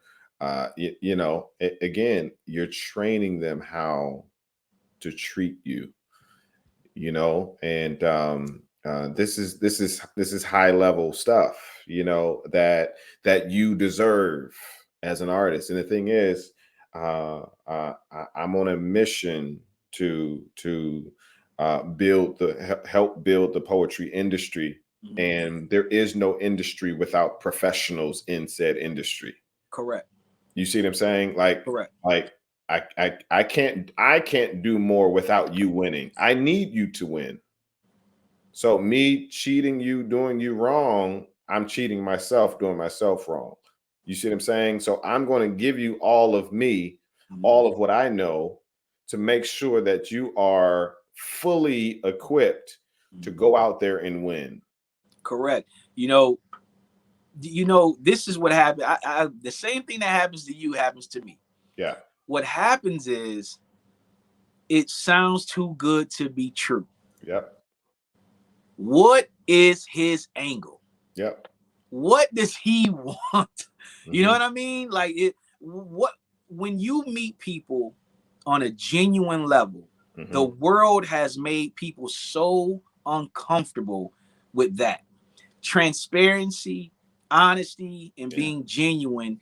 The world has made people so uncomfortable with that. And it's no fault of their own, because there are people, we can take me. My parents weren't the best protectors and providers, right? So what makes me believe that Christoph is going to give a damn about me? Yeah. You understand? So what we have to do is we have to say, okay, with anybody who has hurt you, you gave them the rope. Yeah. Sometimes you got to give people who are saying, yo, man, I'm trying to lend you a helping hand. You got to give them an opportunity to help. Yeah. But the way you do that is you do your part. So you're not saying, yeah, man, come over here to Poet Life and I can do this, this, and this. What you're saying is, if you come over here to Poet Life, I'm going to give you the blueprint that I know to work. You got to work it. Yeah. Yeah. This is what I need for my time. This is what you're going to get back for your time. If you work this the way I'm telling you to work it, I'm guaranteeing you a profit of X. I'm guaranteeing you at least your business will be branded, trademark, patent, whatever it needs to be. And even if I'm no longer in your life or around, you can take this blueprint and still continue to make money. Yeah. Yeah. And so we're saying the same thing. Yeah. But what you're doing is you've actually built it and put it together. So you're actually teaching a master class. What I do one-on-ones, face-to-face, up close and personal. I jump dead in your spirit for about a good 2.5 hours. And then we'll probably never see each other again unless you call me or unless we bump into each other. What you're doing is you're saying, I'm investing my time, energy, and effort, not only into this artist, but into this poet lifestyle. Period. You are the Jeff Bezos of poetry. You're saying, I see this thing even bigger than anybody else around me. But guess what God gave you? God gave you the business acumen to actually view it that way. Like even the way you speak, right? Do you know you actually speak how your name sounds? I haven't heard that before. Bro, listen. Someone named Christoph is not going to talk like me. Like, that's not going to happen. Mm-hmm. He's going to speak exactly how you speak. Yeah. Tone, tactful, informative. You understand? That's a gift. So even in your namesake, it's a gift. Yeah. So regardless to what you were reaching for years prior to Poet Life, it's what you're destined to do, and it's in you. And all the things that you were building has gotten you to the point now where you're able to be exactly who you are and unafraid. Nobody can scare you in that space. You're not intimidated. There is nobody who could sit down and go, let me tell you about Poet Life. You'll be like, that was cute. Now, let me explain, because you've dedicated time, energy, effort, and finances to not only building the brand, but having the love and compassion to build the artistry. Yeah. That Poet Life Fest will yield in the DMV area a minimum of 100,000 people. It's coming. Yep. The beauty of it is you already know that. So what I'm saying to you is, man, this was a good class for me, because I'll be doubling back and tapping into a lot of the things that you're talking about as well, because here's the truth. I do business a certain way, right? I've had to get the event space, be the host, be the curator, be security, be the doorman, be the janitor. I haven't do all these things in a suit, and I never broke a sweat, because it is what it is. I don't had to go to the person who put the event on and ain't have my money right and explain to them like, yo, when I get off the stage, I'm gonna need my money. And they kind of hemming and hawing, but I'll quickly be my own security guard too. It doesn't matter, dog. I put the microphone down and tell the crowd good night, but I'm leaving with what I came here to get. Yeah. There's nothing that's going to change that, but the artist should not have to feel that way. You understand what I'm saying? Yes, I'll sir. give you an example. I had a situation where an artist featured for us and they left without being compensated. So as I'm getting the money together, I'm walking around, I'm going, where's the artist? And they looking around, they like, oh, they left. So I'm calling them, and they answer the phone. They're heading back to DC, and I'm going, hey, how you doing? You left without your compensation. And what they said was, oh, okay, I didn't know. And I'm like, well, what didn't you know? And they were like, well, you had, you disappeared. I said, yeah, I was just getting the money together to pay you. Oh, I didn't know. Wait, has that happened to you before? Ooh. Yeah, that has. The person just left. I didn't want. I said, listen, I'm going to drive to DC to bring you your money. You don't have to turn around. I'm coming to bring you your money. And when I got to him, I had to explain to him, listen, one, with me, you don't ever have to feel that way. Please don't ever feel like that. Anything that we're doing, please just know that you're going to be compensated. That's one. Number two is, don't ever feel that way. If somebody owes you something, you get it. If it's a situation where it feels like they're going to be aggressive or they're trying to be harmful and you feel like you got to back out of it, you back out of it, and then you call me and we'll go get it. You understand what I'm saying to you? But you should never, as an artist, feel like you have to lower your standard or make yourself feel insignificant or make yourself feel smaller or feel like I don't want to push this person. No, sir. No, ma'am. When you enter into the space, the level of respect is set. Hi, I'm such and such, and I'm here to do such and such. Handshakes, eye contact. I'm going to curate this experience. When I get off stage, if you owe me some money, I expect my money. If not, then we're going to just go live right now. And we're going to tell my fans and people how you're behaving. See, we got the power of social media now. We have the power of just being verbal. People don't want to be slandered. People don't want their businesses harmed. But the first thing you got to respect is you. out the gate. So that ideal of being an individual or an entity, that's a shirt for one. That needs to be displayed. We need to see that individual or entity. We need to see it. It needs to be displayed on something, because people need to start thinking, am I behaving as an individual or am I an entity? Because when an entity shows up, people automatically respect it. Automatic. When Steve Harvey show up, people stand at attention. Hey, Mr. Harvey, because he's an entity. Oh, you messed this up, everybody gonna know about it. Oh, you crossed Kevin Hart, everybody gonna know about it. But just because my name is poet artist number one, and you think you're not gonna pay me or you're gonna mistreat me, no, the community got my back. So when I say to the community, hey, that venue over there is treating artists wrong, we shut the venue down. That's what we do as a community. We say, okay, well, if that venue, and now it got to be justified, because it'd be a lot of foolishness sometimes. But if it's justified, then we got to have people who go, like Christoph says, all right, well, I'm going to go talk to Frank over at the water hole, and I'm going to call Luch, and we going to go together. And when we get over there, we can say, yo, Frank, man, you know, we had a couple artists come through here. Man, they saying you're not paying them. What's going on? And Frank can give us his description of how he feels about it. But at the end of the day, when we leave, we either leaving with the money or we leaving with Frank.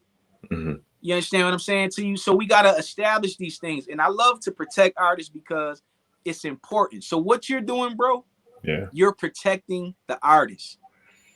What you're doing is so valuable. I can't even really put it into words, because as I started really like going through the different things, like, you know, I respect you and I follow you just on the guidelines of when we met, you were a man, you were a businessman, a family man. There was no ego involved. So that's what I attached to, a solid man. I ain't feel no sucker stuff. I ain't feel nothing. I just felt like you were a solid man, and I wanted to be attached to that in the idea of he's a solid individual. But paying attention to what you're doing is unmatched. I'm telling you now. And it will yield millions for artists down the line. I'm talking about regardless to who sees it now, you already see it and you already know it. And what you're saying is, I want to be a part of the first $1 million poet. That's it. I respect it. That's it. That's dope. When you leave this program, you have a full business. You have an experience that you provide your customers and clients. But third day, you'll also have a platform. We're creating your platform, whether it's a blog or a podcast, that you see how you're on this platform. Platforms draw people in to you. You see what I'm saying? And it creates opportunities for you and others. Correct. It makes you a thought leader in that industry automatically. You see what I'm saying? If you have something to say. Correct. Right. So it makes you well-rounded and just all around, man, more valuable. And now you feel more confident, and you finally know your worth. Those key points right there, value and worth. Do you know them? And that's the question that people need to be asked on a consistent basis. Value and worth. Do you know them? Because if you can't answer that question, then no one else can answer it for you. You have got to know your value, and you have got to know your worth. And the way you figure those things out is how much work are you willing to put in, because value increases with work, time, and experience. So if you saying I'm worth $1 million, then prove it. Put the work in, raise your value. Yeah, you was getting 150, now you want 350, now you want 3,000. Put the work in. But guess what? Somebody's going to challenge everything that you're saying. You worth 350, I'll challenge that. Let me see. Let me see. You think you worth 350? You think you worth 3,000? Then let me see. So when you show up, you better show up as that business that you put on that paper. You better show up as that entity. You understand? You better show up as the individual who's ready to push and promote that business and entity. That's you. And the beauty of being an artist, this is the beauty of it. You can actually be an artist and travel just a vessel, right? Yeah. Just a vessel needs her own TV show. Yep. Because she will. What she's doing is showcasing how an artist can travel the globe doing what they love.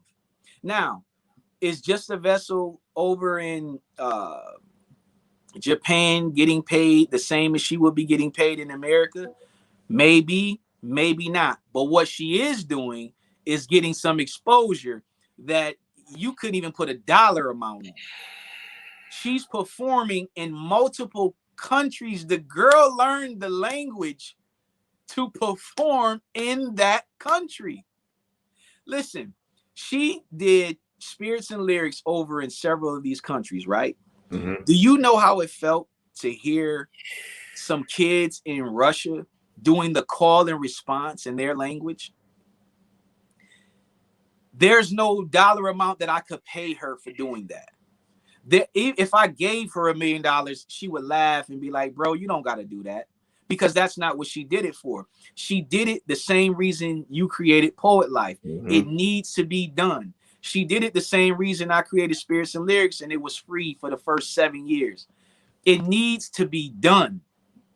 It has to be done. If we're going to push the artistry, if we're going to push artists, if we're going to push this thing called poetry and spoken word to the next and highest levels, we have to do the things that need to be done. So the first thing that needs to be done for any artist listening to this is find out, do you want to be an individual or an entity? So I salute you, bro, for putting that platform and packaging together. And we need to push that even more. Yeah. Because artists may not understand what that means, but the way you break it down, and not just breaking it down, because I can break it down. You see what I'm saying? But you put it back together. See, now that's the flip side of what you provide. You can break it down, and now we're sitting out here with all these scattered puzzle pieces, and then you would say, okay, now hand me that end piece, and now let's put it back together this way, right? Yep. But that's what God gave you. He gave you the temperament to do that. Yeah. He gave you the thought process to do that. He gave you the name to pull it off. It all goes together. Yeah. So I salute you on that. And my mind is like, I'm excited because now you got me thinking about, because my team is always like, you should really do these master classes and these different things like that. And sometimes I'm like, I'm a mentor, so I can mentor the youth, and I'm a mentor to some adults as well, but not on a public forum. But, the people in my life are like, look, man, more people need to hear your perspective on these things because you've been through so much. You see what I'm saying? Yeah. But the ideal of it has always fascinated me, and I've done it on a small scale, but I got to commend you on not only what you're doing, but the way you're doing it and the vision. Because I see your eyes. I'm like, he see this thing on a multi-million-dollar level. And it's true, because it's coming. You know what it is, man? I just said to myself that I'm going to be the person that I needed when I was younger. That's it. Bro, listen. That's it. That right there is exactly my mantra to everybody. Like when we talked and you said you really didn't have a mentor, the sad part about it is you didn't have a mentor for all the wrong reasons. And we understand that coming up, You know, you light, you got light eyes. Mm-hmm. That's a real deal in our community. Like people, you know, dudes won't really mentor you in anything. Right. Nah, I don't want you. You already got enough. You don't need no more. Right. But you talking about physical traits? I'm over here drowning and you hung up on some physical traits. Listen to me. I've always vowed to be more for others than individuals were for me. I'm going to give you the information. It doesn't hurt me to give you information. I can tell you any idea that I had. If you pull it off, congratulations. If you feel like you stole it, congratulations. You didn't steal anything from me that God didn't give to me and can't give to me 10 times more. You can't take anything from me. The only thing an individual can possibly take of significance is life. And guess what? You leave the people behind hurt, but man, you just gave me what I needed. It's to be my spirit. So I'm chilling. Now, I'm sure my family and friends would be hurt if something happened to me, but I'm not afraid to go talk to God one-on-one. I'm not afraid of that. That's exciting to me. It's exciting to me to finally meet a mentor who's going to answer my questions, who's going to give me guidance, who's going to pour into me, who's going to say, hey, my son, sit over there and let me tell you the real facts about who you really are. Man, I would love to just sit and talk to God. So that doesn't scare me. What scares me is wasted time, wasted potential, and hoarding information that I'm supposed to give away because God is telling me to give it away. That's my design. That's my purpose. My purpose is to make sure that if you say, Jeff, I'm drowning, I at least throw you a life raft and tell you how to use it. Now I can't stay on this boat and keep pulling your ass in. Excuse my language. But what I'm gonna do is make sure you got what you need, and I'm gonna get you back to this boat, get you back to shore, and I'm gonna tell you, all right, now I hope you learn from that. But this is the direction we going in. Are you coming? You understand? So, man, I get excited, you know, when it comes to artists and artistry, and I get excited when it comes to programs and platforms to build artists. But I gotta be honest with you, from the first time when I bought that hat, it said Poet Life, and me and you both were in suits, and we were in the back and we were talking, and you were like, yeah, Poet Life. And I was like, man, do you know how big that, like how vast that is? It's like you're standing in a lighthouse and you're yelling Poet Life across the ocean. Dog, that's a life. That's a lifestyle. Like you got the university, you got the podcast. Listen. So all I'm saying is every artist in America and across the world who considers themselves a poet of any form or even a spoken word artist needs to be a part of the poet life. They need to sign up. They need to tap in. The level of information that's dedicated to just them alone, they need to hear it. Because there are platforms around who talk about poets and talk about poetry, and there are artists who go, I did this, but they don't have the time nor the know-how to sit down and give the information. What you're saying is, I'm willing to give you the information if you're willing to come to the forum to get it. Yep. Beautiful. It is. This is one last thing I'm gonna say, man. You know, I was in an exploration call on Zoom yesterday with a poet that was interested in working with me as regards to coaching. And the last thing she asked was, all right, so tell me, why do you think I should go with you?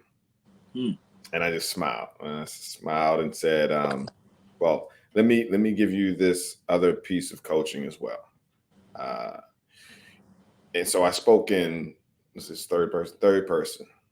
You are not in the business of convincing people that you are great. You are in the business of presenting yourself in an excellent manner. And if they see the value, they take part. So if you see the value, great, but I'm not in the business of convincing you. See, that was perfect, right? But that's a great way to put it. I would have been like, don't cheat yourself, treat yourself. You understand what I'm saying? My thing is, yeah. My thing is, you're either interested or not. I laid out the platter. Now, if you're not hungry, completely understand. You might be hungry, or you just might not like the food, whatever it might be. But like you said, one, respect my time, and allow me to move on if you're not interested, so I can move on to the next person. Well, I'll tell you this much. Sometimes it's not a case of whether somebody likes what's being presented. They may not know it's good for them, right? So case in point, I don't eat meat anymore, right? Yeah. But if you come to my home and I'm having a cookout, you would expect chicken and ribs and different things like that, right? But if you showed up and there was veggie platters and fruit platters and different impossible burgers and these things, your initial response would be, why should I eat this? Now, I don't have to tell you why it's good for you. I don't have to tell you how expensive it was. I don't have to tell you what it's going to do for you. I can just simply say, well, hey, man, if you don't see the value in it, but the truth is they don't. People like what they like, and they understand what they know. The way you present things, I think the average person would go, well, let me try it out, right? Because you're saying, hey, there's no flash to it. There's no music soundtrack. It's Christoph, and it's what I know that can help you get to the next level. I think you, being you, will sell it every time. Because that's my whole point. But the average person may not. Gotcha. But because everybody don't talk like you. Yeah. But at the same time, I want to make sure that what she got was, don't be out there looking and being desperate. Correct. And I think that's it. And I think she did get it. But she signed up. Oh, she signed up when you first started talking. But that's what I mean, Jeff. That's what I mean. I already know that you're interested. So. But this to your point though. This is to your point. Got it. So what she did, she gave you something that you asked her to give you. She asked you to do what you're calling. You said an exploration call.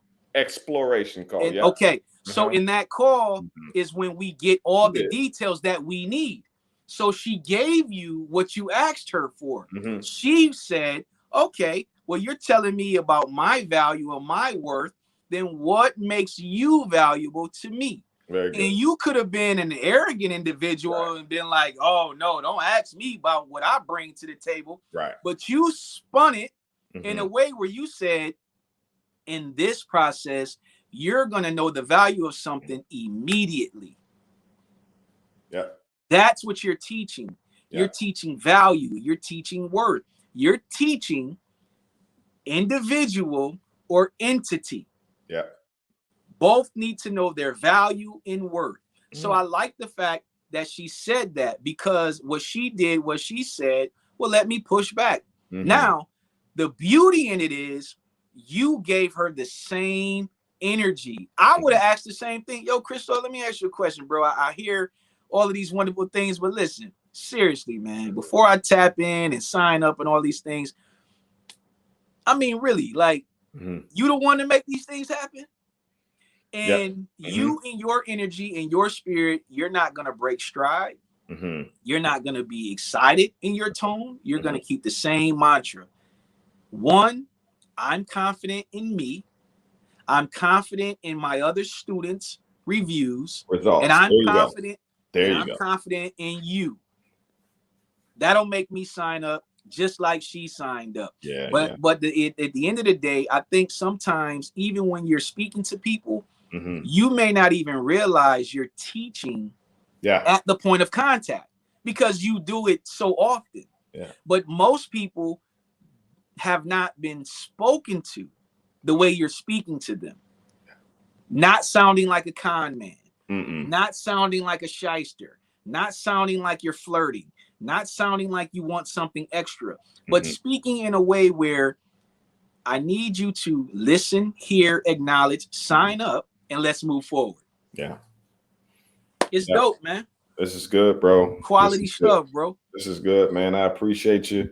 This wasn't even an episode. This was just a dope conversation between you and I. Like we were in the living room chopping it up, man. And I appreciate your time, you know. Yes, sir. And I wanted poets to get this knowledge from you for the longest, but you know, timing is perfect. You know what I mean? Correct. And things happen when and how they're supposed to, and so I knew it would happen. And so I'm glad it's happening now, as the second episode of season 5, man. Season 5. That's what's up. Yeah, man. So listen, I gotta make it out there to your event very soon. I'm excited to be in the room with you once again. How many years has it been, bro? What year was that? We're in year 11. But what year was that when you and I? That was 2015. Yeah, because we had just started rocking. That was 7 years ago when I started the Poet Life. That's what I'm trying to tell you. Like, look, one thing about me, I'm a visionary. I'm the CVO of my company. Yeah. I'm the chief visionary officer. Like everybody else need to put the wheels in motion, but I can see it. When you entered into that space, and I was like, yo, man, and I bought that hat. Yeah. I was like, yo, what is this? And he was like, yo, Poet Life is my company. I'm like, yeah, but I'm like, yo, do you know, like, those two words together have never been put together? Do you know how hard it is to find something that hasn't been done in these 2000s? No, but what's crazy, Jeff? Poets been using that hashtag for years. And when I found that it was available, I was like, no, this is not possible. But that's what it goes back to, an individual or an entity. Yeah. So individuals were using the hashtag for years, but now an entity owns it. You understand? So when we talked about it, I'm gonna be 100 with you. In the industry that we're in, like I told you then, this is one of the dopest ideas I've ever. I say, yo, bro, do you know this is ridiculous? But everything I said, you did like this. Yep. You weren't surprised. You weren't surprised about no idea I threw out. You were like this. Yep. Then I wrote down Poet Life University, Poet Life Academy, right. Poet Life Podcast. You're saying that has been already written down in 2015. Correct. And that's what I gathered from you, is what I'm saying. What I'm saying is I've been around a lot of ideas, but oftentimes people don't know how to make the ideas transition into business. Yeah. When we had that conversation, I already knew, oh, this is a business. Because then once I start seeing like you recruiting artists to be brand ambassadors, I'm like, oh, this guy is moving, right? And then your movements, I don't want to misquote it, but I believe it's like cure cancer, fighting cancer with poetry, poetry. That was so powerful. Yeah. You know what I mean? And then the brand ambassador for that being Oroville, his story was powerful. You understand what I'm saying? So I've watched the growth. Yeah. And the only thing I want to say, man, is like, yo, keep going. Even though I know you will. Yeah. But what I'm saying is like the ideas that you possess that's even down the line that people don't even know about. Yeah. Keep running towards them, bro, because the artists need Poet Life. They need what you're doing. They need someone on their side who's going to be building them, encouraging them, taking them from an individual to an entity, showing them the difference between value and worth, and getting them to understand their value and worth, and then showing them they can be compensated for it, not just today, but years to come. So kudos to you on that, man. And I can't stress that enough. So if anyone is listening to this broadcast, I appreciate you tuning in, but make sure you tap in, right? So any link you got to push to subscribe to Poet Life, anything you got to dive into to become a part of Poet Life, do it. And let me explain something to you. Whatever price point is put on the academies, the universities, the classes, the master classes. Ask yourself this: is it worth paying one fee one time and getting paid for a lifetime, or not paying the fee at all and running this race, not getting compensated for your value, time, and worth? You got to answer that question. We can't answer it for you, but I will implore you to push the damn button, because I'm going to push it. My God. Jeff, Mr. Luciano. Yes, sir. I appreciate you. I appreciate you so much, man. Listen, I'm going to stop now because I'll keep on going. We'll keep on going Yes, sir. for another hour. Listen, everybody, it's the Poet Life Podcast. I am Christoph Jenkins. If you need more information about everything that we have going on, go to thepoetlife.com. If you need some gear, go to poetlifegear.com. But like we've been saying here, if you're looking to do more, I say do more because not everybody wants to create a career out of it. So if you want to do more with your poetry and or create a career in poetry, reach out to us. Follow us on Instagram, The Poet Life. And listen, I'm just excited about the future, man. I'm excited about this year. It's something about 2022. It's like the year of opportunities and destiny, you know? And so, again, I'm going to stop it right there because I'll continue to keep on going. Mr. Luciano, where can they find you and what you got going on, man? Listen, man, you guys can find me right at Hazel Luciano, Spirits and Lyrics on IG as well, Facebook, Silent Treatment Tainment on IG and Facebook. We got a lot of different shows coming up now that, you know, I guess coronavirus is a thing of the past. They finally allowing us to get back outside. So just stay connected with us for show times and different shows in different states. Me on a personal level, I got my master class coming up, my free write master class. I'm also going to be tapping in with my brother here so we can put together that hosting master class. And I have my book, Free Write. I'm re-releasing this book because some individuals who wanted a copy did not get a copy, and people have been hitting me up. But I'm also preparing for my Free Write one-man show. And it's an experience, man. It's going to be a dope opportunity. I'm actually coming to the platform as an artist. So I'm tapping back into my artistry side. I want to showcase what I can do on that level. And plus, I feel like it's time for me to give myself an opportunity to breathe and get out here and kind of, you know, knock the cobwebs off, so to speak. But I'm excited about that. Also, on Instagram, I'm at the Healthy Hustler 1. That's where we sell all our sea moss and elderberry products, different things for your health. You can reach out and tap into me about that. But most importantly, if you get anything out of this conversation, just get these two jewels. One is, if you're in search of a mentor or an organization that can help you with your artistry and is not trying to take away from you, you need to tap into Poet Life, right? If you're looking for an individual who's going to give you some information raw, right off the cuff, I don't need or want or desire anything from you, reach out to me, hit me up. I will challenge you on this, though. If you want to speak to me and talk to me about different business ideas and different things like that, I don't have a problem with it. But you have to be prepared to listen. All right. I'm not going to spin my wheels. I will pour into you whatever God pours into my spirit to pour into yours. But I'm not going to spin my wheels, and I'm not going to waste your times. And I don't want my time wasted either.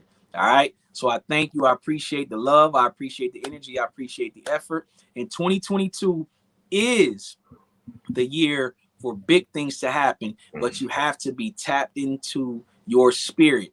Take some time and pray, take some time and meditate, take some time and just give God praise. Gratitude should be your attitude, and it will get you to the next level. I promise you that. Don't worry about no fake haters. Don't worry about evil. Don't worry about negativity. Keep your eyes focused and on to the source, which cometh your health. And I'm guaranteeing you that everything will work out just fine, even when it feels like it doesn't. All right. So that's all I got, bro. Salute you once again, man. I appreciate you. Thank you for the opportunity. And from me to you, my guy, salute and keep going. There's nothing else to say. It's the Poet Life Podcast. Y'all have a good evening, and we're out.